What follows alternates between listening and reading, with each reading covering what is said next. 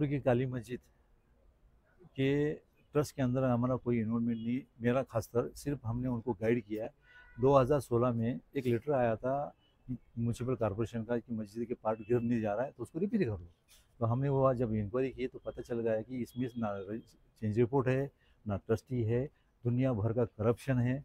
बैंकों की में जॉइंट अकाउंट प्राइवेट नाम के लोगों ने इन्होंने बना के रखे, जो किराएदार बैंक का अकाउंट संभालता है ट्रस्ट का, और कोई बोर्ड की तरफ से ऑथेंटिक चेंज रिपोर्ट नहीं था, ना सेक्रेटरी, ना चेयरमैन, ना सदस्य। उसके लिए प्रॉपर प्रोसीजर अपनाकर वक्फ बोर्ड को पूरी मालूमात देकर सबसे पहले तो बैंक के अकाउंट सीज किए गए जिसके अंदर वो प्रॉपर पैसा मस्जिद का पैसा फंसा हुआ था। दूसरी बात है उसकी प्रॉपर प्रोसीजर अपना कर चेंज रिपोर्ट करवा के वक्फ बोर्ड से उसकी मान्यता ली।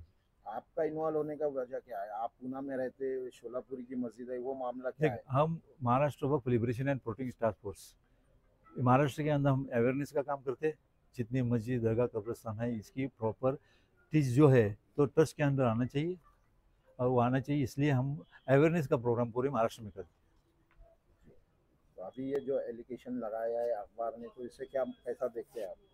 अखबार ने जो एलिगेशन लगाया, सबसे पहली बात है अखबार को कंफर्म कर के लेना चाहिए था।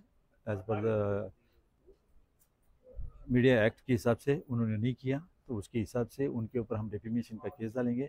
वो अगर उनके पास कोई सबूत है तो सबूत ला के पेश करना, हम हमारे सबूत पेश करेंगे। आप लोगों को भी चाहिए तो हमारे पास काफ़ी सारे सबूत हैं उनके।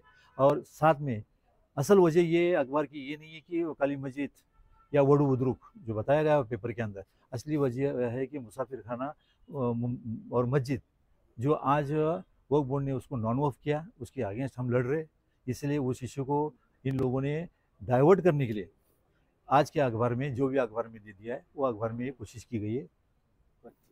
कुछ 46 एकड़ जगहों पर भी बोले आप कब्जा करना चाह हाँ रहे हैं। बिल्कुल। वक्फ बोर्ड की दिशा भूल करके आप वो कमेटी बना के देखिए 2006 में पुणे के अंदर आलमगीर मस्जिद ट्रस्ट नाम से एक ट्रस्ट बना हुआ था जिसकी 46 एकड़ 4 गुंठा ज़मीन थी। पूरी ज़मीन बिक चुकी थी। वो बिक चुकी वाली ज़मीन पे रेवेन्यू रिकॉर्ड पे से उसको क्लास 3 की बजाय क्लास 1 किया था। जब हमारे नज़र में आया तो हमने रेवेन्यू डिपार्टमेंट से सबसे पहले उसको क्लास 3 करवा के लिया 2019 में। उसके बाद उस पर कोई कमेटी बननी चाहिए। कमेटी बनने के लिए हमने प्रोसीजर किया था, 69 की तरह एप्लीकेशन किया, हेयरिंग हो गई। हेयरिंग के बाद वो कमेटी हमारी अप्रूव की। लेकिन इसके बाद कुछ उसके अभी मामले ट्राइब्यूनल के अंदर फंसे हुए। उस प्रॉपर्टी में से 1 इंच प्रॉपर्टी भी अभी भी ट्रस्ट के अंडर नहीं है। उनका एक आरोप ऐसा भी है कि भाई सीओ साहब और जी, उन्होंने प्रॉपर प्रोसेस को देखा नहीं।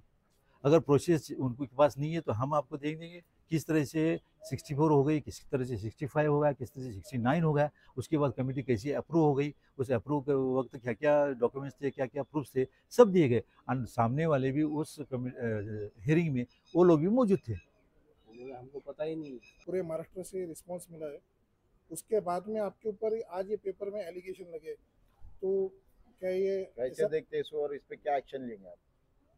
जो मुसाफिर खाना और मस्जिद, उसके साथ नाची की दुधारी मस्जिद और ऐसे 2-3 जो केसेस वक्फ बोर्ड ने उसको नॉन वक्फ करने की जो कोशिश की गई, यानी ऑर्डर्स निकाले। वैसे तो ऑर्डर्स काफ़ी सारे निकाले।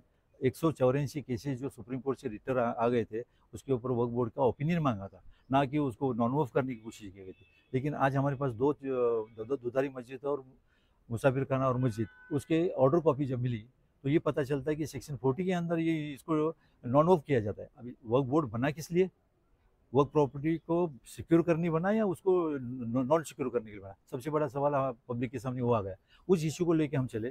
साथ में ये है कि जो मस्जिद 125 साल से मौजूद है, 5 टाइम की आज भी नमाज होती है, उसका 1923 में रिकॉर्ड है, 1944 में उनका गैजेट में आ गया, 2002 और 3 के गैजेट में है, वक्फ बोर्ड में 2019 में रजिस्टर है, उसको तुम नॉन वक्फ करते हो। तो इसका मतलब क्या हुआ कि वक्फ बोर्ड एक प्रोटेक्टर है या डिस्ट्रॉयर है?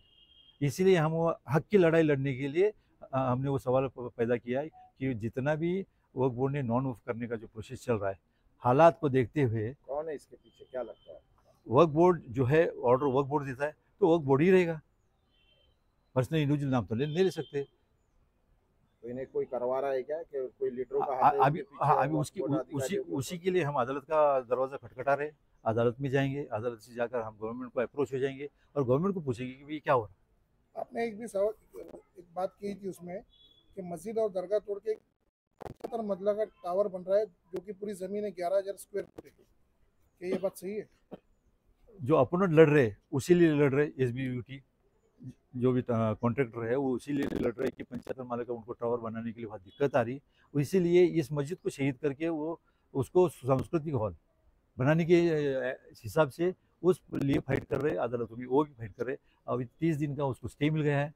अपने लिए ट्राइब्यूनल से खास बात है कि हमें स्टे मिल गया है। कोशिश तो बहुत हो गई कि स्टे ना मिले, और सबसे पहली बात है जितने एजेंडे रेजोल्यूशन जो पास होते हैं उसको हिडन रखा जाता है।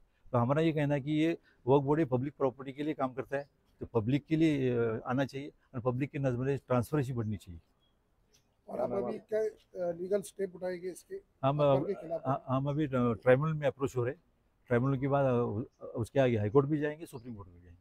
क्या नाम आपका? अकबर के खिलाफ क्या कर रहे हैं आप, जो आप कह रहे हैं? अखबार के खिलाफ कानूनी तौर पे जो भी डेफेमेशन बनता है, सबूत देकर, जिस तरीके से प्रोपेगेंडा फैलाकर उनके पास से कोई सोर्स है तो उन्होंने हमें दिखाना कि आपके बारे में ये सोर्स से हमें इन्फॉर्मेशन मिली, वो सोर्स को हम उनके से सवाल करेंगे। सोर्स अगर उन्होंने नहीं दिया तो उनके ऊपर डेफेमेशन का केस डालेंगे। क्या नाम आपका? मेरा नाम सलीमुल्लाह, कहाँ से आए आप? हम पुणे से आए।